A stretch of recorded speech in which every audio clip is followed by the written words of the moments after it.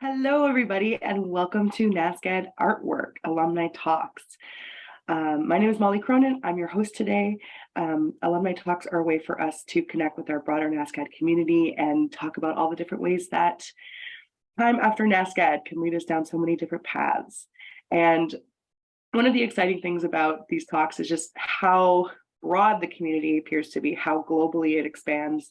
But today we're being hosted in Chibuktik in Mi'kmaq on the ancestral and unceded territory of the Mi'kmaq Nation. As a community, we're honored to work, gather, and make artwork here. And again, I'm Molly Cronin, I'm your host. I'm an NSCAD alum myself, BA 2015. And I am joined today by Karin Jones and Carrie Allison, who, if I'm not mistaken, are both MFAs from 2018, from the same year. Yes. And our topic today is activism and art. So Karin, thank you so much for joining us. Thank you for having me. Yeah, thanks for having us. My pleasure. So to get things started, maybe we could just have a quick introduction where each of you could tell us a little bit about where you're based at the moment and maybe some projects you're working on, and then we'll open it up to some broader questions. But Carrie, would you like to get us started, since I'm looking at your face at the screen right now? Sure, yeah. So hi, I'm Carrie Allison. Yeah, I graduated from NSCAD in 2018 from the master's degree. And then before that, I graduated from NSCAD as well with a BFA and a BA, I think in 2013.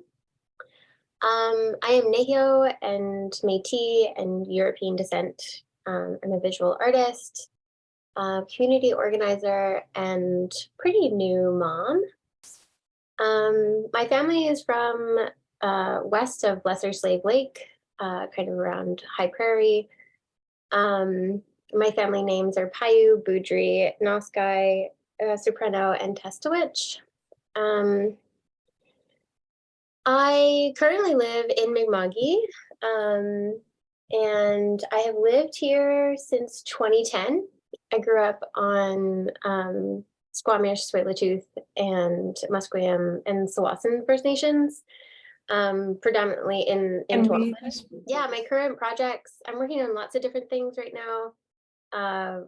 One of them kind of relates to the topics that we'll be talking about are the Lake Nipissing beading project. I'm working on like small plots of grass that are made out of beads that kind of critique colonial spaces and ideas of productivity within like the Western sort of context of like what productivity means and how that incorporates like lawns and crops. And then I'm also working on a collaborative project with Amy Melbuff that looks at familial history and tattooing practices and how we wear our identity and the complexities of that. And yeah, I'll just leave it there. Wonderful, Carrie. Thanks so much. So excited to talk more about those projects. Karin, can you tell us a little bit about yourself and what you're up to these days? Yeah, so I am from Tsleil-Waututh territory, which Carrie is familiar with. I was born and raised in North Vancouver, and my heritage is African, Nova Scotian, and German. So my dad was from Amherst, Nova Scotia, and his family has been there for probably over 100 years, maybe 200 years. And so that's my background. My mom came from Germany right after the war when she was a little girl. And so I'm mixed heritage as well. And I have a background in jewelry. I have a diploma of jewelry art and design from Vancouver Community College, which I received in 1993.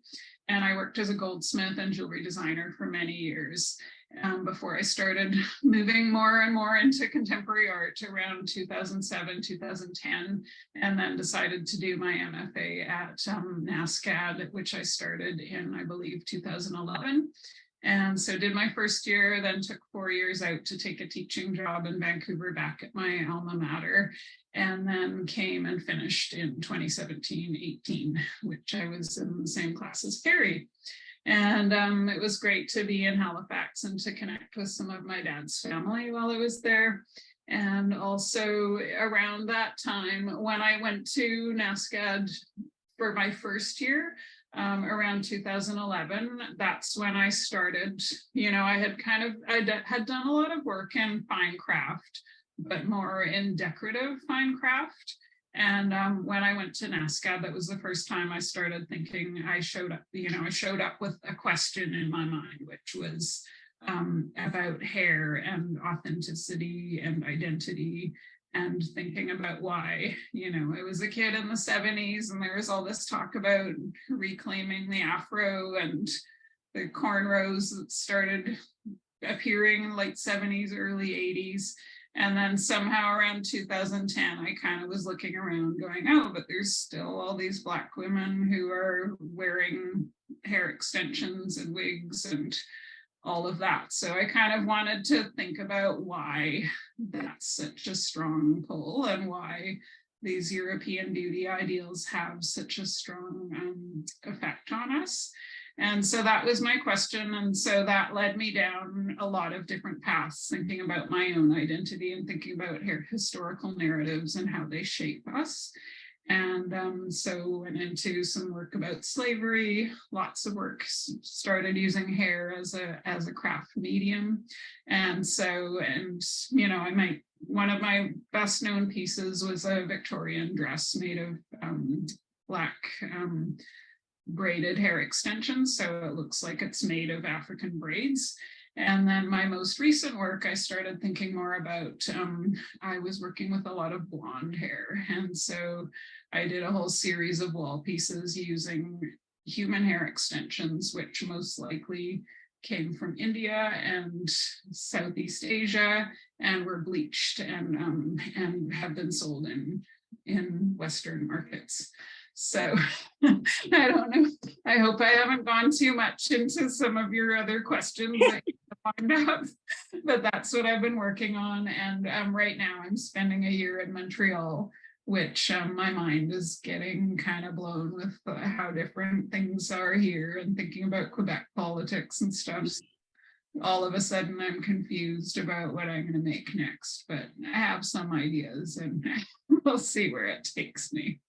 Well, that can be kind of exciting place too. I'm really curious to see what comes out of it. Yeah, exactly. I want to bring it back to something you touched on in that little bit, Karin. I'd love to hear a bit more about, from both of you, about how your time at NSCAD was kind of formative in your practice. Like what changed when you attended NSCAD, and what was how did your time at NSCAD impact your current practice? Yeah, so it was really that first year of my MFA was super formative, because I really felt like I had the space and the access and the resources just to spend a year thinking and spending time on research and reading lots and formulating my ideas in a big long essay that I did for Jane Bork's class, Dress, Body, and Culture. And that I barely made anything that first year. Like I didn't make a lot of physical things, but it was great to have all of that time to process ideas, and that really kind of and had some great advisors as well, and that really kind of, I've been working with similar ideas and ideas that got started there since then. So it's really been over 10 years that that's really kind of been informing my work. Wonderful, thanks, Karin. Carrie, what about you? Can you tell us a bit about your time at NSCAD? Yeah, I mean, I I did a couple of years at Langara, just doing their their like diploma program, which I did not finish. But then I transferred to NSCAD in 2010, and I finished my BFA and my BA, and then went back for the MFA. And I think there's a lot that kind of like informed my practice and kind of made me who I am today, and also like what kind of established my practice and like my trajectory. One of the things was I did a an internship at Mount St. Vincent University Art Gallery in the first year of the master's program.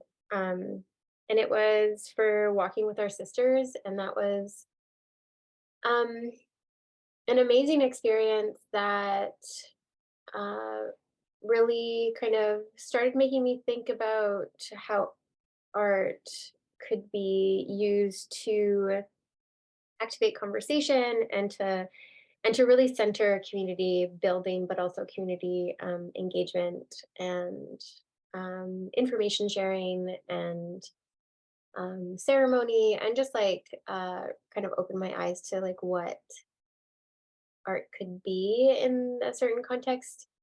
Um, and it was very specific, um, but I learned a lot during that time, and I ended up staying on as like a volunteer for Walking with Our Sisters while I was here.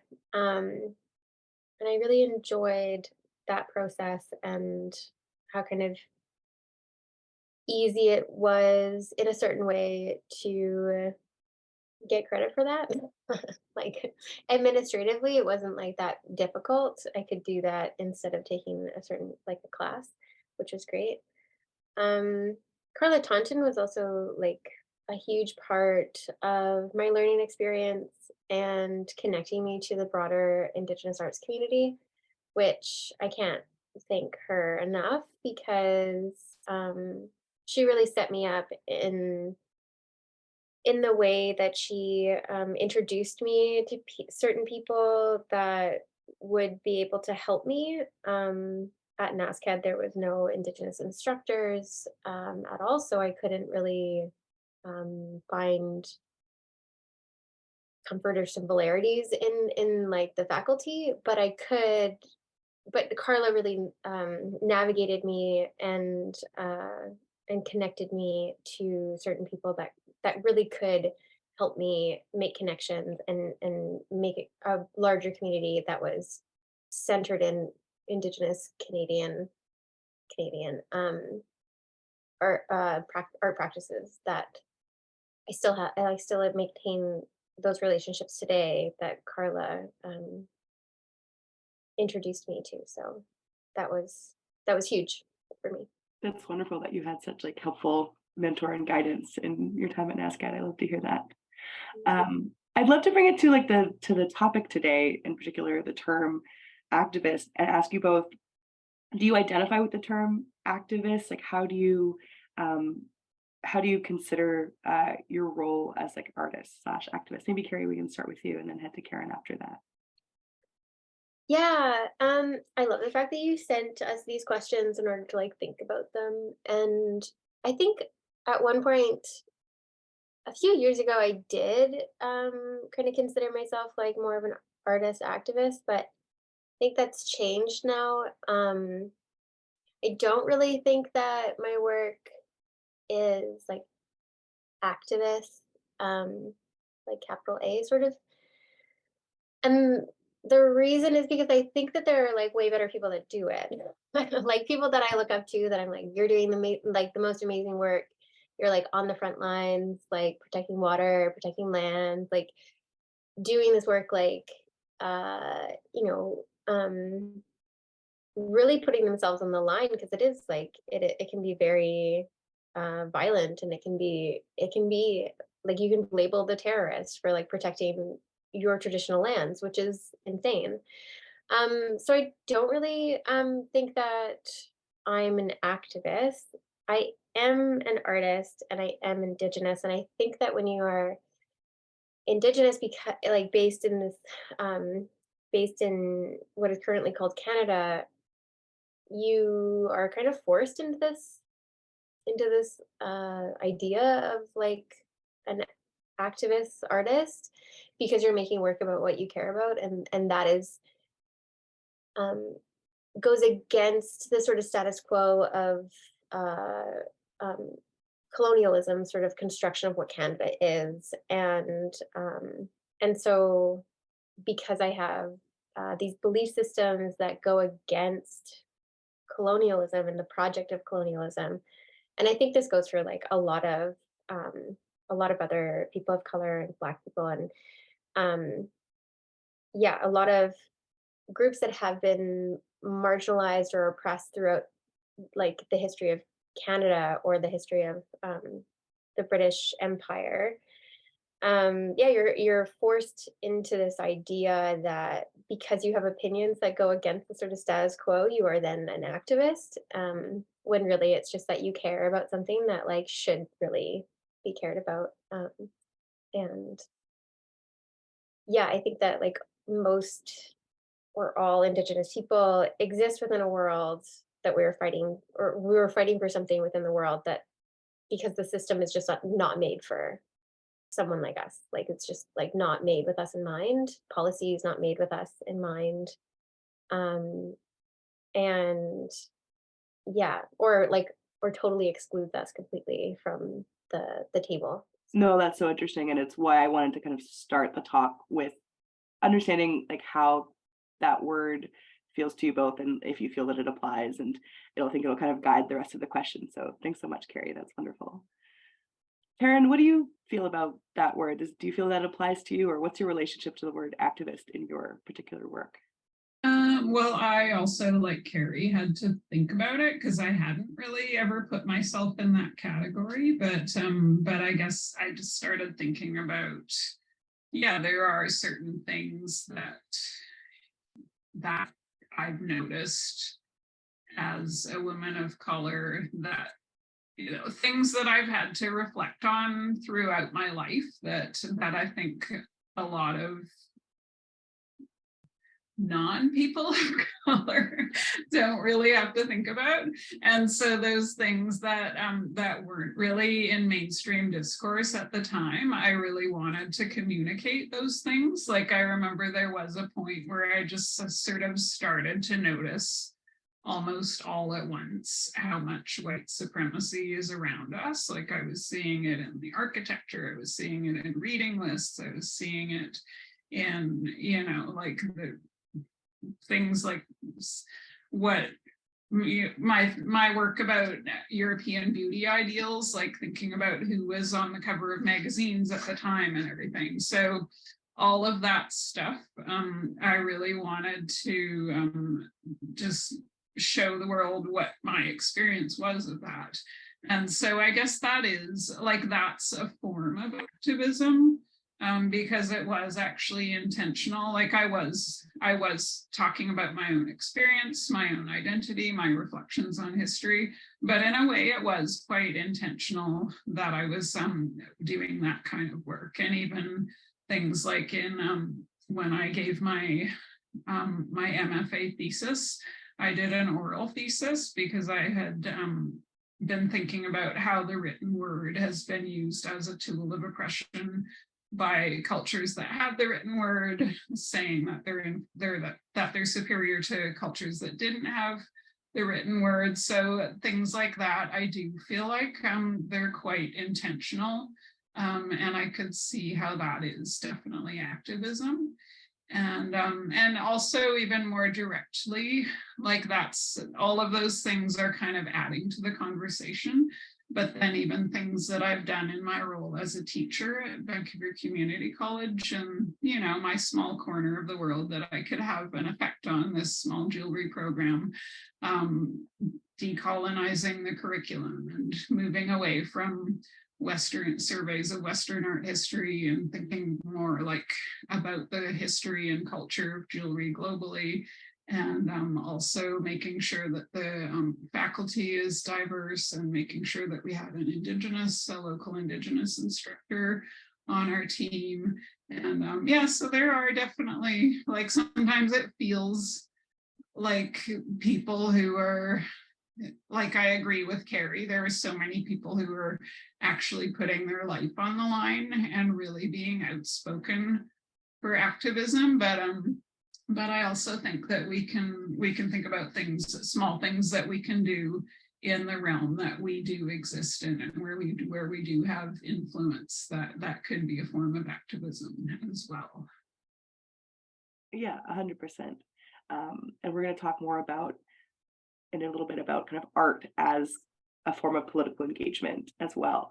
But I'd love to talk a little bit more about your art practice. We've talked a bit about some of the projects you've worked on in the past, Karen, and relating it back to the kind of like topics you're most interested in, engaged on in your work in dismantling white supremacy and talking about, things like European beauty standards and hair in particular. Can you tell us more about a particular piece or body of work that you feel was addressing these topics, and tell us a little bit more about how and why you were thinking about those things? Yeah, I could talk about my most recently completed work, which is a series of wall pieces called the Golden Section. And they're pieces of mesh. It's actually vinyl mesh that you would use for window screens.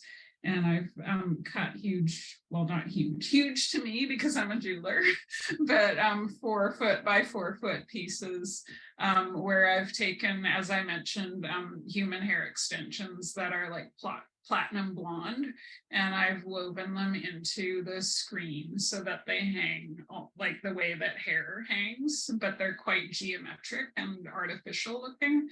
And then I've styled them with a straightening iron. Like I gave some of them like a little feathered flip, and other ones are like kind of curled under a little bit, and they're really fun. When I hang them on a gallery wall, then I need to go in with the straightening iron and style them again. And I really enjoy that work because I feel like it's a bit more lighthearted than some of the work that I've done in the past. And also just the way that it came about was because, like a lot of my previous work was specifically about Black identity. And I was working with hair, so different people would give me their hair. They said, oh, I cut my hair. Here's some hair to work with if you want it. And so I had all this different hair in my studio. And I had one package of platinum blonde hair that I had bought from a beauty supply store. And that package was the hair that kept drawing me back. And I was like, no, I can't just work with blonde hair. Like, I can't do that, right? But then I thought, like if it's drawing me to it, there must be a reason for it. And then I started to think about when I was a kid, how pretty much all the fashion models were blonde and had blue eyes. And this was like in the 70s and 80s. And just thinking about how people of color like myself relate to that, then you just feel like you don't fit into that at all. And then at the same time, making work in blonde hair, it also is a good way of bringing white people into the conversation, because then you can't just stand there and look at the wall and go, oh, this is what Black people feel, and this is all about artists, people of color, and race is over there, and it's not me. And so I like bringing that in as well, but also in a way that I think people actually find it a bit like kind of humorous as well, which I like. It engages people. So yeah, so I still really love that work, even though I'm not working on it currently. I'm hoping to have some more shows with that. I love the idea of you like grooving the hair on the wall too. That's like a very lovely image. Yeah. And I also wanted to mention, because I see Rebecca Hannon is in this meeting, she was one of my advisors. And I remember when we were talking about it, she named that package of hair, and she was calling it Bianca. She was like, oh yeah, and Bianca over here, which I thought was hilarious. Yeah. I love that. Hi, Rebecca.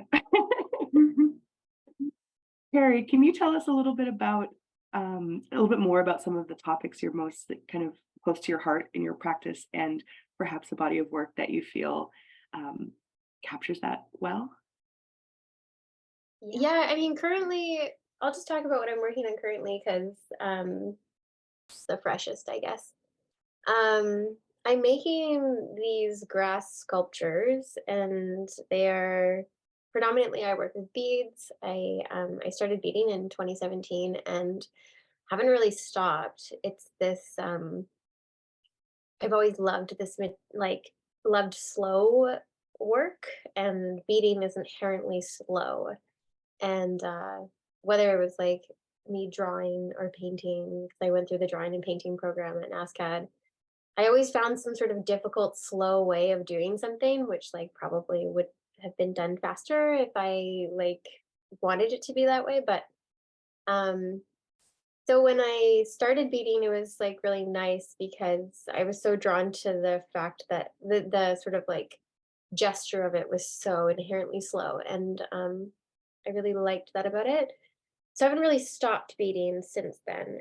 But I started making these beaded grass sculptures, and they're basically like just little 1 foot by 1 foot plots of grass. And so they're like, they just mimic like someone's very well tamed lawn. So if like you have, I live in a cul-de-sac, and I'm surrounded by white people that really like taking care of their grass. Like white men love taking care of grass for some reason. It's just like a thing that is like a North American thing that they just like really enjoy. And I started critically thinking about this when we moved here because I was like, what is with this like weird thing that everyone's like outside mowing their lawns and like weeding on the weekends? Like, this is a bizarre behavior that I never really saw before, even though I grew up in the suburbs. Like, I grew up with like, lawns that, but I guess like my parents were never really interested in like maintaining a lawn. It was just there. Um, and so I started thinking about it deeply and kind of became obsessed with this idea of like grass and this maintenance of this space in front of your yard or in front of your house that projects outwards this idea of like who you are, because it like if you put anything on your lawn in like any like you can get a ticket, you can get like fined for like not maintaining your lawn in this sort of western idealized colonial way of like maintenance. um it's also associated to like productivity and care for this thing that like this plot of land that really doesn't do anything. If anything, it's like more harmful to the landscape because it sucks so much nutrients out of the soil, and it takes so much water to kind of like maintain. um and so because beading is such a slow process, I started relating that to like this ridiculous like process of like maintaining your lawn. And so they kind of like mimic each other, and speak to the history of like uh, colonization and this idea of productivity and use of space. Because like where my family's from, it's mainly an agricultural space, and there's a huge history there with indigenous people not maintaining their space and basically getting their like land taken away from them. But then also you could sell at one point in time within like Canada's history, you could sell your status, essentially the thing that gives you and your future ancestors claim to your nation. You could sell that for a plot of land that you could then like use for agriculture, but you could only really use it for agriculture. And there was like certain things in place where um, you weren't a lot of like your white neighbor might be given like certain amount of money to like buy a tractor or something, or like something similar or whatever. But like if you were indigenous, you weren't allowed a tractor. You weren't allowed like certain tools that would like help you in doing this. You also weren't allowed to sell your produce at a market. You like there was certain things in place that were just because you were an indigenous agricultural worker, or and then there's all these like sort of narratives around indigenous people at the prairies not like knowing how to work the land when like we had been maintaining the land for millennia and since time immemorial. So it's so yeah, so like grass and lawns are these things that I just am kind of obsessed with at the moment. And that's what's kind of keeping my mind occupied. while I do this very mundane task of reading. And I popped, for everyone in the chat, I popped a link both to one of Carrie's squares of grass, and I think, Karen, one of the, what looks to me like one of the blonde pieces you were working on. I hope I connected the right thing. But it's really wonderful to hear you both talk about these topics, because I don't know, there feels to me like a fair amount of overlap in thinking about presentation of something like the lawn and presentation of something like the house, these like physical and like domestic presentations of like European standards of like beauty standards of like how things like hair and and agriculture have to be like tamed and maintained or whatever. So it's really fascinating to hear you both talk like in connection like this. But yeah, I also just wanted to mention, yeah, I think, Carrie, I think your work sounds really interesting with the grass and the lawns. Like, I think that's really cool, and there's so much that you can do with it. And I'm not a good multitasker, so I don't usually click on links while I'm in a talk, but I'll check it out later. But yeah, it's true. It's amazing actually how similar those two things are, right? Like, it's something, they're both things that are natural, like hair and grass, but then the way that we make it into this artificial, highly stylized thing, there's really a lot of parallels with that. And I think that's really cool. Yeah, totally. Thank you, Karen. I think we've got, let me check the time. I think we've got time for like maybe one more question, and then we'll open it up to the audience, because I know we've got some, like a class joining us today. So maybe we'll end it with, we were talking a bit about like capital A activism, right? And I'm interested in hearing what you think about art as like a platform for political engagement, like why, how you feel that art can be a helpful tool for connecting with community or for disseminating information, and what it is about visual art that you feel works so well for this role. Maybe Karen, we'll start with you because I'm looking at your face again.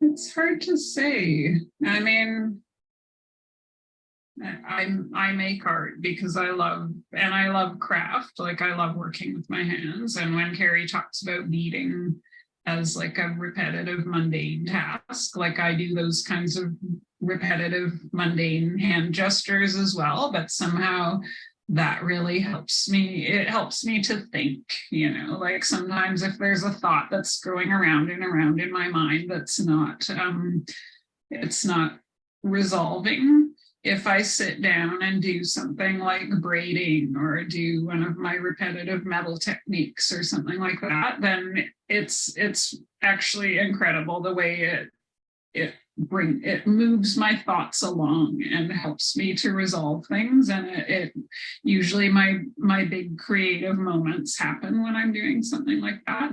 So I love doing that. And yeah, in terms of activism, like, I just think, to me, the most interesting artworks are things where there's a lot to think about in them, and things where you might shift your perspective or see where it's communication, seeing where somebody else is coming from. And yeah, it's kind of lost track of the actual question. but basically, I love thinking about ideas, and I love making art, and I love commenting on the world around me. So that's those things are all intertwined somehow and become some sort of activism. No, that's wonderful. Thank you, Karen. Carrie, I'll turn it to you, and I'll rephrase it too. What is it about visual art as a way of communicating these topics that feels so fruitful and important to you? Yeah, I think that, art has so many like entry points, that I think that multiple people, like lots of people, can like kind of enter into those conversations based on their own experiences. And yeah, like Karin, I gravitate towards the actual like practice of it, which is like, yeah, my love for it really comes there. But I think like, I mean, people have been using art to kind of tell stories forever. And I think our stories have just changed in different ways. They've become more global in certain ways. Yeah, important to kind of express. And I think that art has always been an avenue that grassroots movements have always like kind of gravitated to.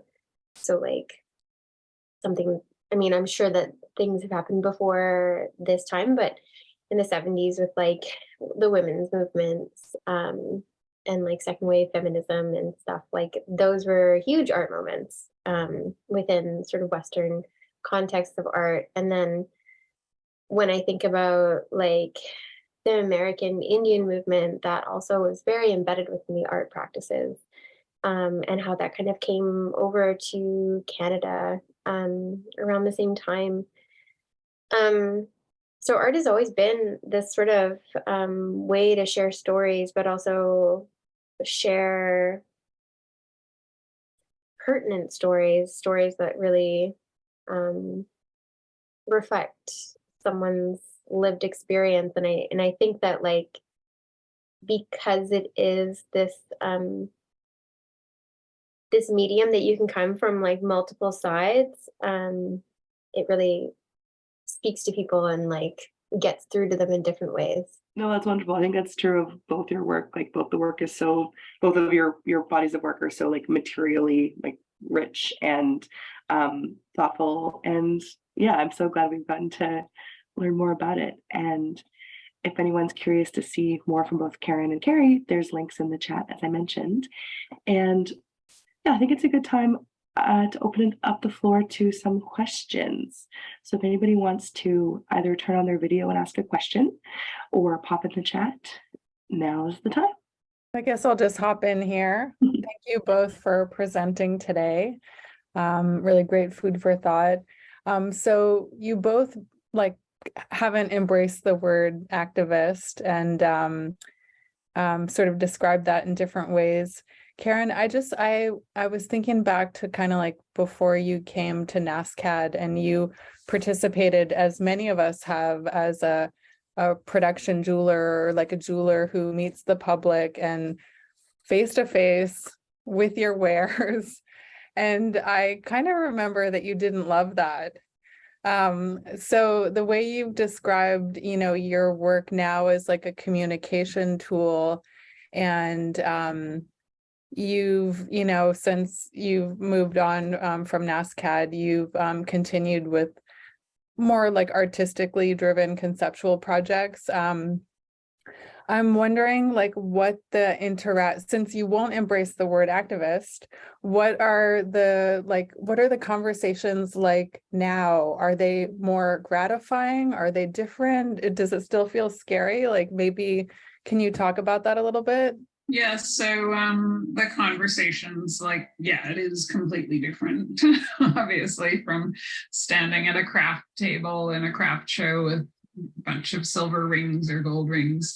But yeah, that's one of the things that I love about the work that I've been doing for the past 10 or 12 years is just like the conversations that have started, and a lot of my work comes from, like, I think maybe those of us who grew up as an outsider, like I was one of very, very few Black people in the mainly white community that I grew up in. So I think people like me might be more compelled to like comment on the being an outsider, being an other in society, than people that grew up within their own community of minority community. And but one of the things that this work has done is like I've just met so many amazing Black people, Black artists, from like across the country. And it's like, I feel like through this work, I actually have a community and I have a place now. And it's helped me to feel less alone in things that I'm thinking about and doing. There are people, like Charles Campbell started up a Black artist group on the West Coast, and so I got to know him through that. And I was like really struggling with an idea for something that I'm writing a grant for, and and I was able to call him up and say, "What do you think of these ideas? Like, can I hear what your perspective is?" And so it's just actually amazing that I don't feel like I'm, like thinking in a vacuum anymore. And and not just, obviously not just Black artists, like just talking, like it's opened so many conversations across the board with all kinds of different people. So that's one of the things I enjoy most about it too.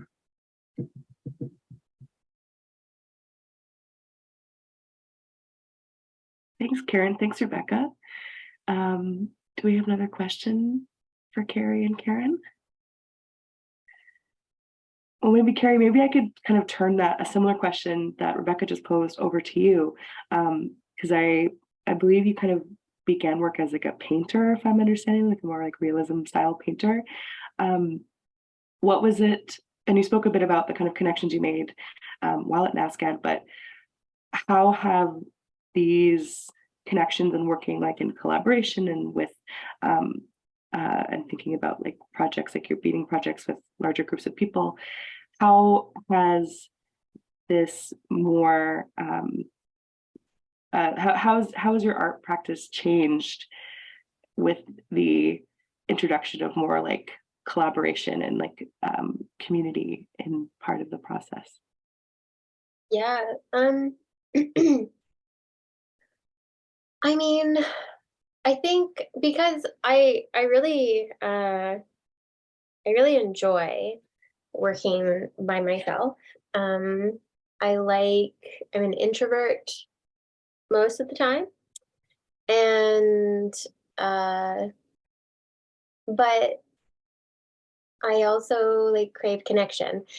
And so when I was doing the MFA program at NSCAD, I was making these large beaded rivers, and I was making them to connect to certain spaces. So I was trying to think like geographically about these spaces that I was trying to connect to, and trying to think about like river systems and there's sort of the symbolism of river systems. But then when I started thinking about Mi'kma'ki, and I had like at that point in time, I think it was like 6 years that I had lived in Mi'kma'ki, I was trying to think about my own personal relationship with Mi'kma'ki, and as a guest here and as a visitor. And I was reading a lot about treaty and the sort of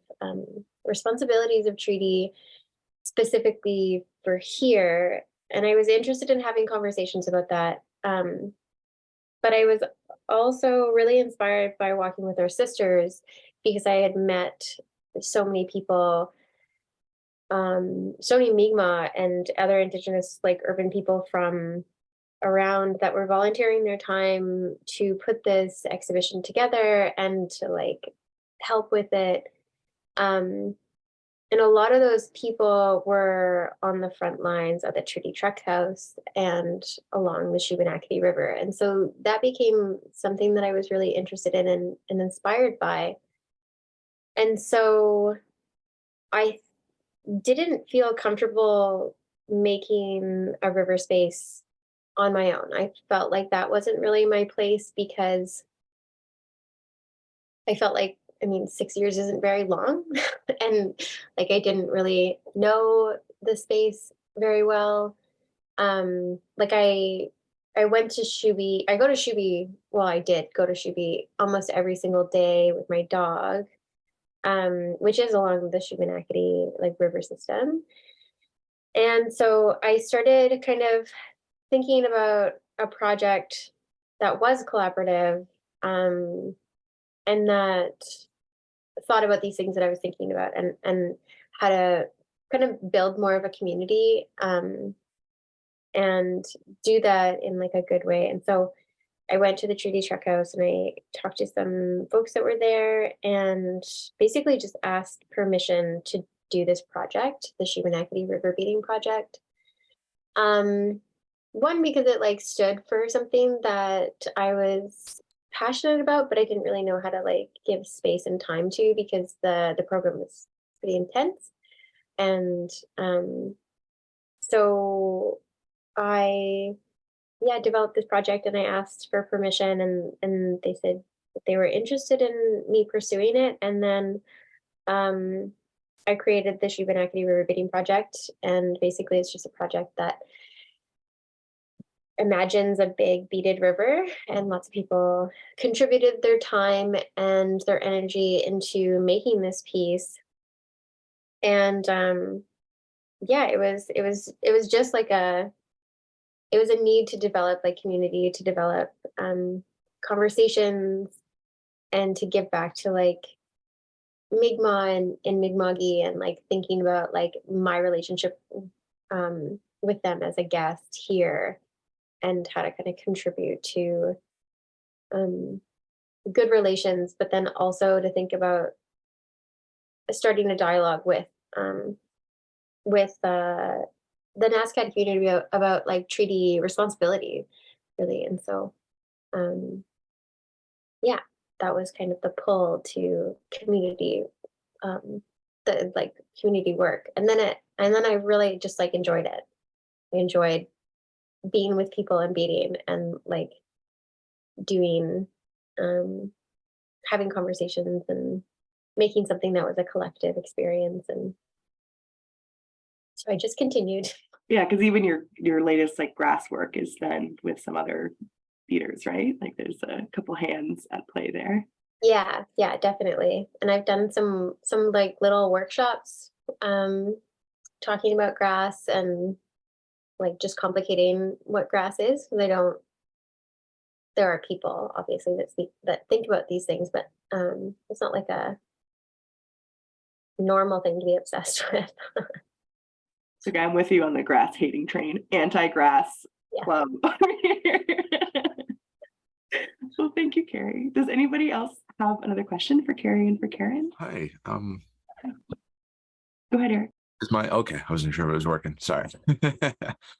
I'm curious, for both of you, you've touched on the idea of your art practice allowing you to connect with members of your community, but also to speak to people outside of those communities. And I'm wondering how you find the balance between those things, and if one or the other is of greater importance to the work you're doing. I don't know. That's a tough question. I mean, obviously the personal relationships that I've formed and the conversations that I've actually had directly with people are the most rewarding to me. But it's always just so hard to know who is being reached by your art. You know, like I had a show here in Montreal a few years ago at a gallery called La Centrale. And it was like the opening was a really rainy night, and I didn't know anyone in Montreal, and hardly anyone came to the opening. So I kind of felt like, oh, well, that was a bit of a failure. You know, how do you feel in those moments?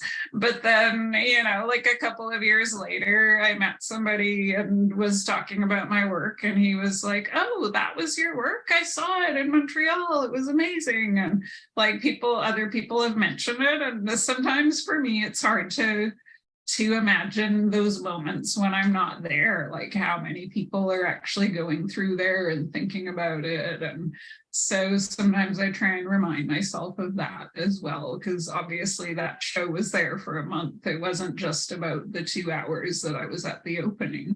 So yeah, I don't know. It's something that's less palpable, but I do try and think about it sometimes. That's excellent. It's funny, that actually makes me, it feels like with both of you, your work is so much about the process and a slow, labor-intensive process. But I think that actually speaks to the slow, labor-intensive process of connecting to people, where you don't find out until years later, but you're kind of weaving people into this in a way that you can't even see necessarily. That's really nice. Yeah, that's really true. It's a good point. I also just wanted to mention, because I was talking about that moment where I had that feeling of failure at that opening, and I do like to talk about those moments, like especially when there are students in the audience. And I even gave a talk at NSCAD when I was there in my second year about failure.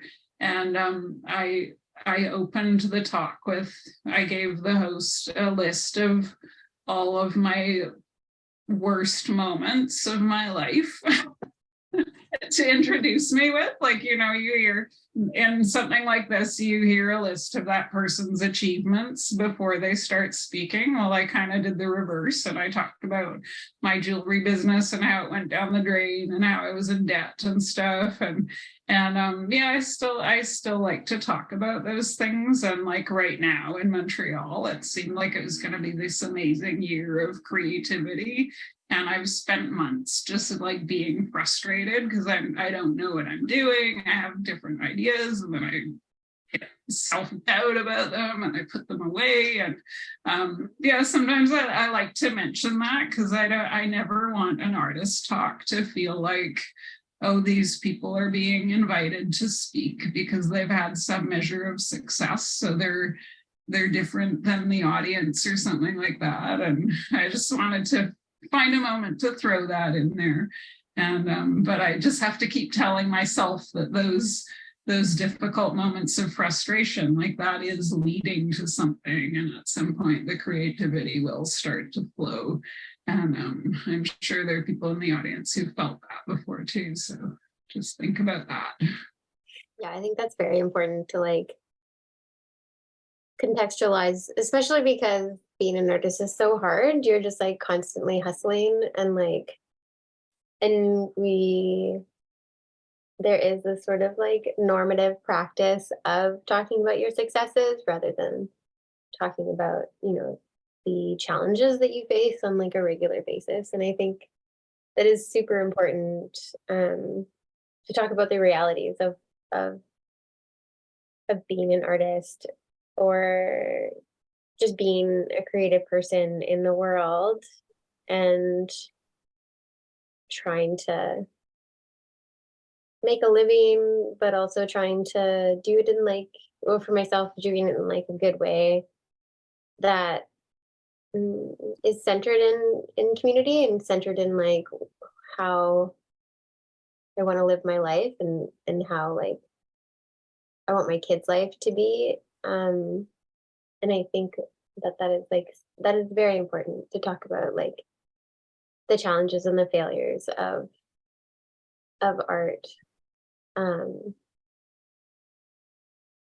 So yeah, thank you for bringing that up. I think that it's like perfect. Does anybody have any final question they want to bring forward before we sign off for the day? I hate to hog the microphone, but what Carrie, you just said kind of made me think of something else too.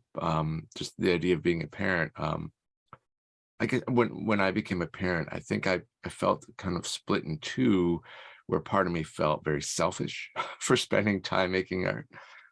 And then part of me also felt like I would not want my children to grow up with the example of, oh, you have to put away the things that are important to you in order to have a family or do those things. So I'm curious if becoming a parent has changed your approach at all? 100%. It's changed my approach. But I never blame myself. I always blame the system that I work within.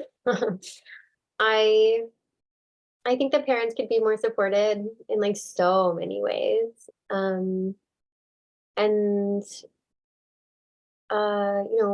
I think that art has a place in our world. We've been making art forever, and like we should continue to make it. I think that you like your life changes so much when you become a parent because you're learning so much alongside this little like being that wasn't there before.